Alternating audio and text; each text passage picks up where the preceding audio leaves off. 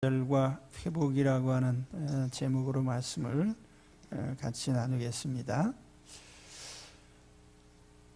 엘리야는 커다란 승리를 거둔 뒤에 아주 크게 실망하고 낙심하는 이런 모습을 보여주고 있습니다. 앞서서 18장의 내용을 보면은 엘리야 선지자는 갈멜산에서 아주 혁혁한 승리를 거두죠. 바알 선지자 450명, 또 아세라 선지자 400명과 마주서서 그들과 한판 승부를 벌이게 되는데, 엘리야의 제단에 하늘의 불이 내려와서 하나님이 응답하시고, 또 그는 이 하나님의 능력을 힘입어서 우상 선지자들을 전멸시키는 아주 대단한 성과를 거뒀습니다. 그런데 그와 같은 대단한 승리를 거둔 직후에 이 소식을 전해들은 이세벨이 왕후가 엘리야가 기대한 것과는 전혀 딴판의 반응을 나타냈어요. 전혀 겁먹지 않고 오히려 엘리야를 죽이겠다 하고 사람을 보내서 공갈 협박을 했습니다. 그런데 엘리야는 이제 앞서서 우상 선지자들과 대결을 하던 그런 용기는 온데간데 없고 오직 자기 생명을 위해서 도망을 쳤죠. 그래서 유다 광야로 하루길쯤 걸었다, 브엘세바까지 걸어갔다고 하는데, 이 갈멜산에서 브엘세바까지 상당히 먼 거리예요. 하루길쯤 갔다고 하는데 아마 그는 자기 생명을 건지기 위해서 상당히 긴 거리를 도망을 쳤어요. 그리고 한 로뎀나무 아래 앉아서 죽기를 원했습니다. 지금 내 생명을 거두시옵소서. 나는 내 조상들보다 낫지 못합니다. 여기서 이제 약간은 모순된 모습이 나타나는데, 죽을까 봐 겁나서 자기 생명을 위해 도망친 사람이 하나님 앞에서 죽여주옵소서 그렇게 말을 한 것이 상당히 이상하죠. 목숨을 건지려고 도망간 사람이 죽여달라고 하는 것은 상당히 모순인데, 이것은 하나님 앞에서의 일종의 불만의 표출이죠. 내가 이 바알 아세라 많은 대적들을 제압을 했는데 결과를 보니까 아무것도 없습니다. 차라리 내가 뛰어난 게 뭐가 있겠습니까? 나는 우리 선조들보다 나은 게 없다, 이런 표현은 자기가 대수롭지 않은 사람이다라고 하는, 그러니까 자기 나름은 대단히 큰 일을 했다고 생각했는데 결과적으로 이 이세벨이나 아합이나 변한 게 없으니까 그는 하나님 앞에서 이런 불만을 표출한 것입니다. 뭔가 대단한 일을 하려고 달려들었는데, 물론 일정 부분 성공한 면도 있긴 합니다만은 별다른 결과가 없을 때, 기대와 딴판의 일들이 벌어지고 있을 때에 그것이 우리에게 커다란 실망으로 다가옵니다. 이제 11월 첫 주가 됐는데, 이제 연초쯤에 우리가 새해가 됐다고 이제 큰 기대를 가지고 또 새로운 일에 도전하겠다고 하는 생각으로 우리가 달려들죠. 그런데 이제 연중 우리가 많은 일을 한 것 같기도 하고 업적이 있는 것 같기도 한데, 결과적으로 보면은 별로 한 일이 없는 것 같은 이제 이런 조금은 뭐라고 할까요? 허망한 생각이 드는 그런 때가 있습니다. 또 내가 한 일에 대해서 이것이 별것 아니다라는 판단이 내려져서 실망하는, 이제 아마 엘리야는 자기가 기대했던 바, 하늘에서 불이 내려와서 우상 선지자 850명을 제거하고 나면 나라가 다 뒤집히고 온 백성들이 하나님 앞으로 돌아오리라는 이런 기대를 했을 것입니다. 그런데 실상은 뭐 변한 사람들이 없죠. 왕부터 시작해서 오히려 엘리야를 죽이겠다고 달려들기 때문에 이런 형편이 엘리야에게는 굉장한 절망으로 또 낙심으로 실망으로 다가오게 된 것입니다. 오늘 우리 가운데에서 내가 하려고 했던 일들, 어떤 일이 이루어진 것 같지만 실제로 실망스러운 결과가 있을 때에 우리는 낙심할 수 있습니다. 그래서 이런 엘리야의 모습, 하나님께서는 이 엘리야를 어떻게 회복시키셨는가, 그리고 이제 오늘 말씀을 통해서 몇 가지로 살펴보려고 하는데, 첫째로는 육체적으로 쉬게 하시고 기력을 회복시켜 주셨어요. 오늘 말씀 5절에서 8절에 보면 로뎀나무 아래 누워 자더니, 이 잠이라고 하는 것도 하나님 주시는 커다란 선물이에요. 그래서 시편 127편에 보면은 여호와께서 사랑하시는 자에게 잠을 주신다. 젊은 사람들은 불면증이 뭔지 잘 모르죠. 근데 연세 드신 분들은 아마 다 경험하셨을 거예요. 잠이 안 오는 것. 이게 밤이 됐는데 잠이 안 와요. 저도 그런 경험들을 많이 합니다.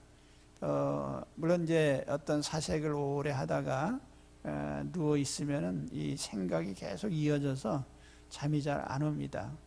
어떤 때는 예를 들면 뭐 11시에 누워 자다가 1시에 눈이 떠졌는데 전혀 잠이 달아나서 잠이 안 와. 그러면 앉아서 원고 한 편 쓰고 졸리면 자고 안 졸리면 계속 움직이고.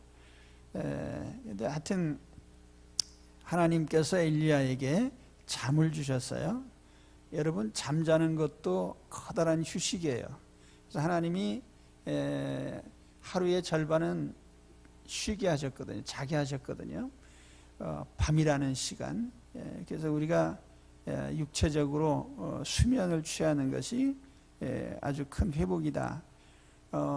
또 구운 떡과 물 한 병을 주셨는데요. 엘리야에게 어떤 면에서 보면 영양 보충이죠. 그래서 엘리야로 하여금 먹고 마시고 누워서 자게 이렇게 하셨어요. 또 천사를 보내셔서 어루만지셨다. 그래서 어루만졌다 마사지를 해주셨나. 천사가 마사지 했으면 얼마나 대단한 일이에요. 하나님께서 그 엘리야에게 잠도 자게 하시고 음식도 먹게 하시고 또 만져도 주시고, 그래서 신체적으로 회복하게 하셨는데, 우리가 어떤 실망 가운데 빠졌을 때, 또 우리가 어떤 이런 좌절에 빠져 있을 때에 우리가 물론 뭐 우리 그리스도인들은 항상 영적으로 회복돼야 된다 하는 그런 선입견이 있는데, 일단 육체적으로 쉬어야 돼요. 그래서 육체적인 쉼은 굉장히 중요합니다. 우리 삶에 있어서. 저는 이제 쉬는 방법이 무조건 일단은 육체적으로 격리시키는 거예요. 어떤 현장에서 제가 많은 시간을 저는 그렇게 하려고 애씁니다. 왜냐하면 우리 목회라고 하는 것은 사람을 한 사람 만나든 10사람 만나든 100사람 만나든 그 사람들과의 교감, 또 어떤 일에 대해서 항상 공동의 책임을 느끼기 때문에 항상 책임감을 느끼면서 사람을 만나거든요. 그렇기 때문에 사람 만나는 것 자체가 다 항상 저는 어떤 의미에서는 무거운 짐이죠. 그렇기 때문에 저에게 있어서는 하여튼 육체적으로 쉬는 것이 아주 중요한 그 회복의 과정입니다. 때로는 제가 가족들하고도 단절합니다. 내가 좀 쉬어야 되겠다. 이와 같이 첫째로 우리가 육체적인 기력을 회복하는 거, 육체적인 안식과 쉼을 필요로 할 때는 우리가 쉬어야 회복이 됩니다.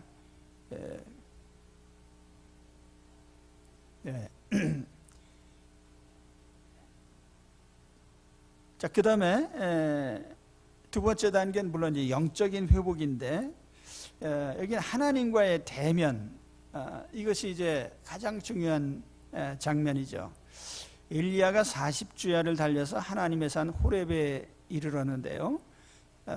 이 9절 10절에 보면 엘리야가 그곳 굴에 들어가 거기서 머물더니 여호와의 말씀이 그에게 임하여 이르시되 엘리야야 내가 어찌하여 여기 있느냐. 그가 대답하되 내가 만군의 하나님 여호와께 열심히 유별하오니 이는 이스라엘 자손이 주의 언약을 버리고 주의 제단을 헐며 칼로 주의 선지자들을 죽였으며 오직 나만 남았거늘 그들이 내 생명을 찾아 빼앗으려 하나이다. 모세가 하나님을 만났던 장소죠. 호렙산이라고 하는 거. 그래서 엘리야는 갈멜산에서부터 브엘세바까지 가서, 제가 볼 때 갈멜산에서 브엘세바까지 간 것도 엄청 많이 도망간 거예요. 그런데 거기서 다시 또 40주야를 달려서 하나님의 산 호렙산에 이르렀습니다. 모세가 하나님을 대면하고 하나님 말씀을 받은 그런 장소죠. 여기서 중요한 것은 하나님과의 대면, 그리고 하나님의 말씀을 듣는 이 장면입니다. 하나님이 엘리야에게 육신의 양식과 회복을 먼저 허락하셨다면 그 다음 단계는 영적인 양식이죠. 하나님의 말씀을 들려주신 것입니다. 우리가 육신적으로 회복되는 데서 끝나는 것이 아니고 우리는 영혼의 회복을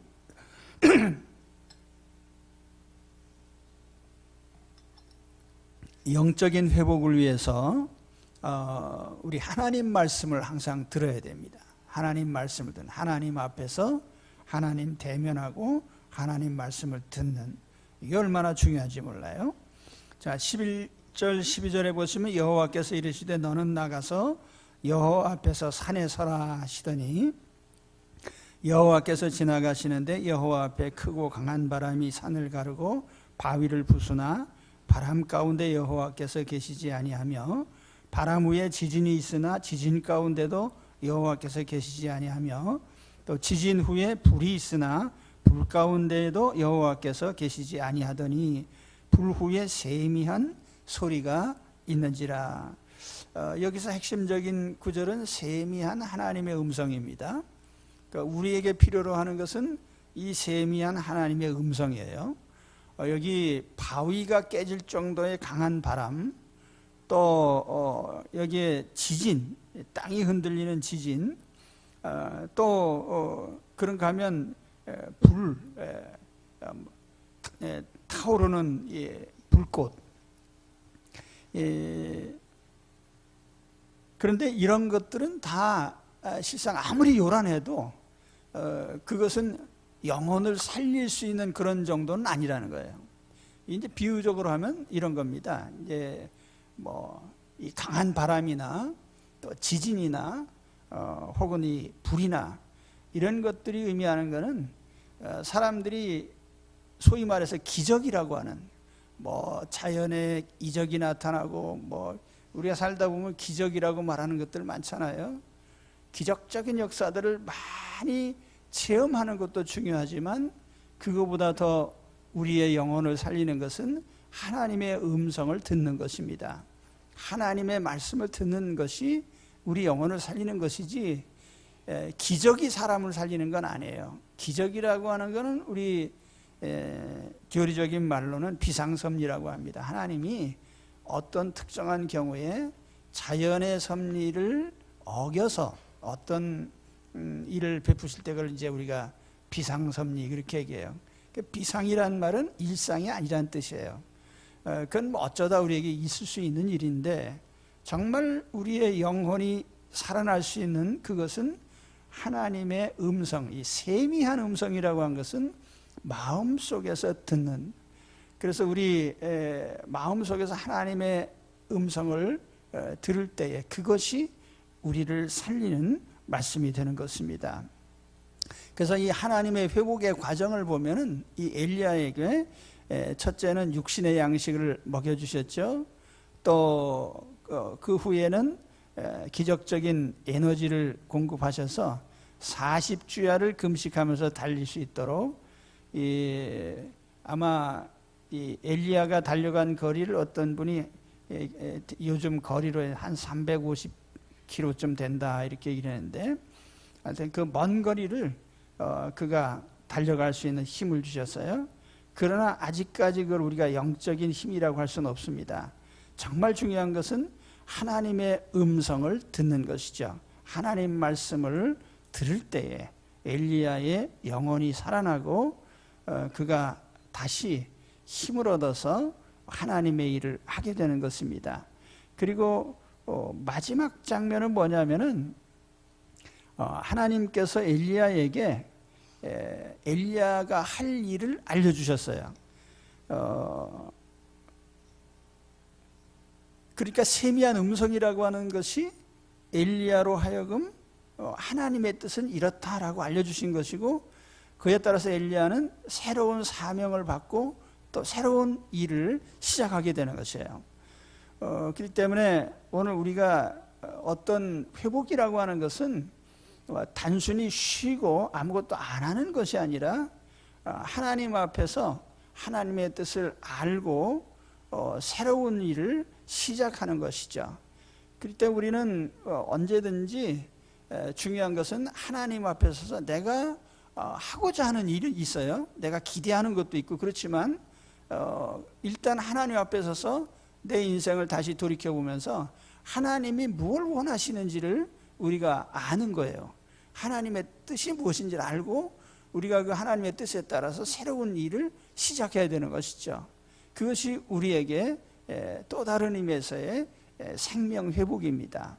오늘 이와 같은 회복의 역사가 있으시기를 축원합니다. 그런데 이 엘리야가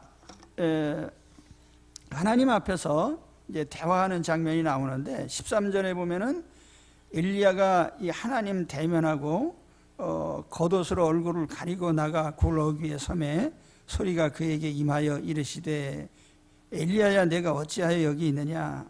반복된 질문이죠. 너 여기 왜 있지? 왜 왔어? 뭐 때문에 왔어? 이제 그런 얘기가 되겠죠.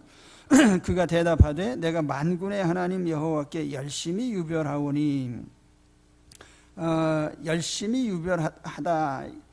나는 다른 사람보다 훨씬 열성적인 사람입니다. 하나님 앞에 열심히 있는 사람입니다. 나의 하나님 앞에 열심히 일했습니다. 뭐 이런 의미겠죠. 이스라엘 자손이 주의 언약을 버리고 주의 제단을 헐며 칼로 주의 선지자들을 죽였으며며 오직 나만 남았거늘 그들이 내 생명을 찾아 빼앗으려 하나이다. 첫째는 자기가 제일 열심히 있는 사람이라는 것. 그 다음에 또 한 가지는 그런데도 불구하고 이 상대들이 굴복하지 않고 내 생명을 뺏으려고 한다고 하는, 그러면서 그가 오직 나만 남았습니다 이런 고백을 해요.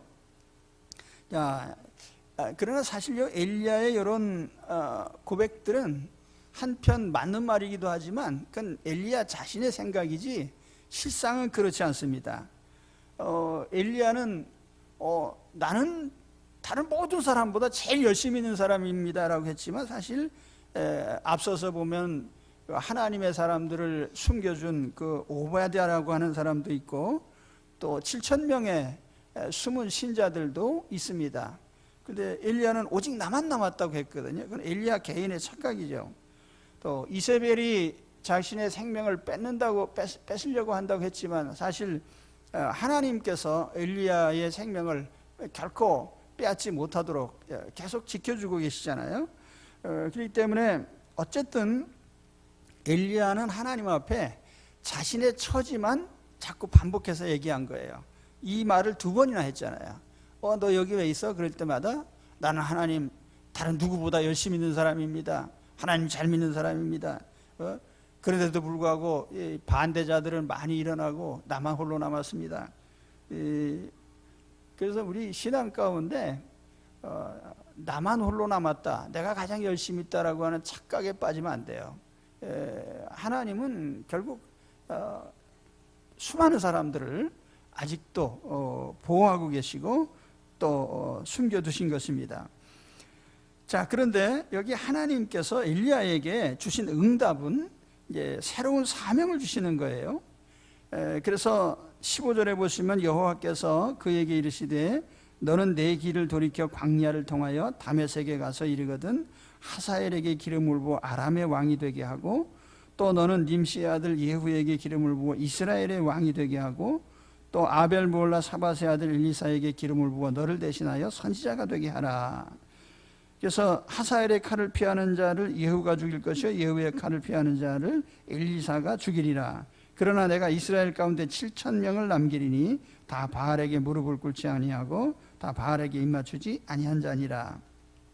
근데 엘리야에게 주신 그 향후의 사명이 뭐냐면 중요한 인물 3사람을 세우는 거예요.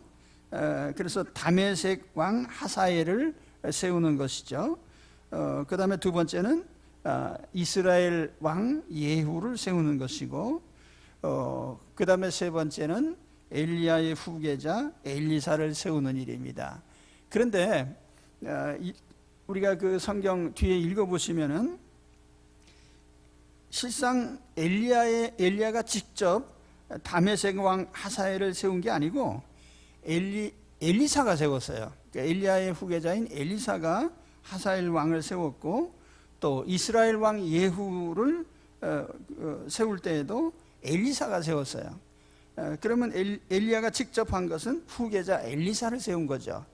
근데 왜 이것을 엘리야의 사명으로 이렇게 말씀을 하셨는가 하면 우리가 이렇게 생각할 수 있습니다. 여기 3 인물이 다 역사적으로 중요한 인물이거든요. 다메섹 왕 하사엘, 그 북이스라엘을 징계하는 도구로 쓰시고, 또 이스라엘 왕 예후는 그 오므리 왕조의 최악의 왕이었던 아합과 이세벨을 처단하는 그런 도구로 쓰이는 왕이에요, 예후가. 그러니까 지금 엘리야가 바알주의를 물리치기 위해서 목숨 걸고 싸웠잖아요, 갈멜산에서. 그런데 그 바알 우상의 왕조를 완전히 박살내는 일을 누가 했냐면은 바로 이 예후라는 사람이 오므리 왕조를 완전히 말살해 버립니다. 그리고 바알 선지자 다 죽여버리죠.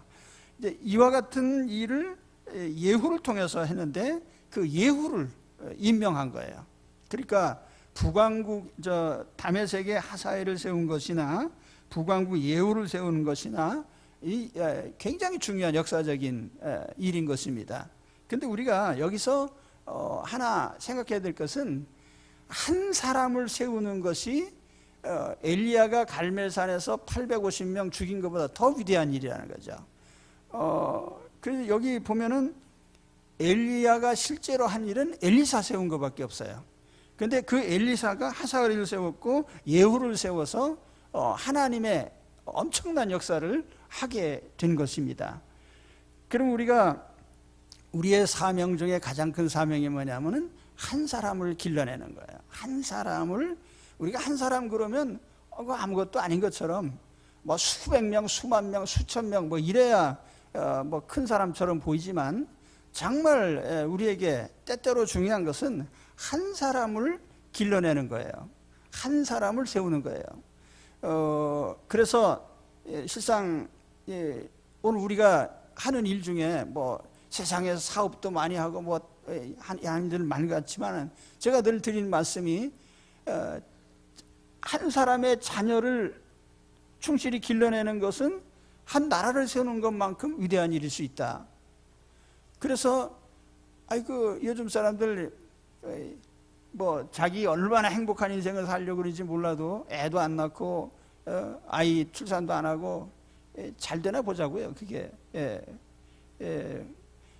하나님이 어떤 사명을 주셨는데 우리 인생에게 큰 사명 중에 하나가 사람 길러내는 거거든요. 그죠? 한 사람. 뭐 그러니까 엘리야도 하나님이 야, 너 이런 역사적인 인물들을 세워야 되는데 내 후계자세요. 근데 실제로 엘리사는 엘리야보다 갑절에 많은 일들을 합니다. 오늘 우리가 이런 것을 볼 때에 우리가 어떤 보람이나 어떤 업적이나 이런 걸 자꾸 밖으로 눈을 돌려서 찾으려고 하지 말고 하나님의 음성을 들으면서 한 사람의 바른 사람을 길러내는 것이 얼마나 중요한지를 우리는 깨달아야 돼요. 한 사람을 우리가 훌륭하게 승계하는 것, 그죠?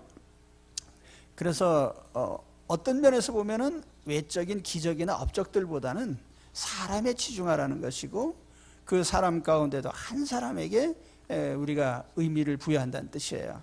그렇기 때문에 오늘 어떤 처지에 있는지요, 오늘 말씀을 한번 정리해 보시기 바랍니다. 나는 왜 실망하고 있는지, 큰 업적을 세운 것 같은데 결과는 없고 나만 홀로 남은 것 같고, 그럴 때 우리는 하나님께서 먼저 육신을 쉬게 하시고 또 적극적으로 하나님을 만나게 하셔서, 하나님 만날 곳이 멀리 있어요? 그러면 40주야라도 달려가서 하나님 앞에 서고, 하나님 앞에 서서 세미한 음성을 들어요. 하나님이 무엇을 말씀하시는지 그거를 듣고 엘리야는 사명을 찾았습니다. 그래서 그 사명이라고 하는 것은 중요한 인물들을 그가 지목하는 것이고 길러내는 것인데, 그건 대단히 위대한 일이었다. 오늘 이런 과정들을 보면서 또 큰 생명과 회복의 시간이 되시기를 축원합니다. 기도하겠습니다.